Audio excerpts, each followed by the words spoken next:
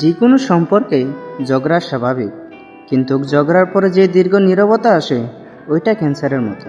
এইটার সম্পর্ককে ধীরে ধীরে মেরে ফেলে। আমরা ভাবি অপরজনের সাথে কথা বলো, এই ইগোর লড়াইয়ে আমরা সম্পর্ক নষ্ট করি।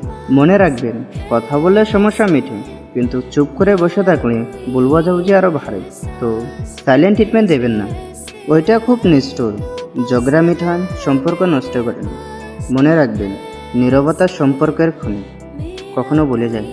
সবার কাছে আমার একটা কোশ্চেন, নিজ থেকে কথা বললে কি ইজ্জত কমে যায়? যদি একটা সম্পর্ক বাঁচানো যায় নিজ থেকে কথা বলে, তো বলেন কথা, কি সমস্যা?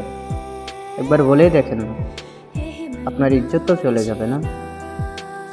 ইনশাআল্লাহ নিজ থেকে কথা বলে দেখেন, সম্পর্কে কখনো ঝগড়াই আসবে না।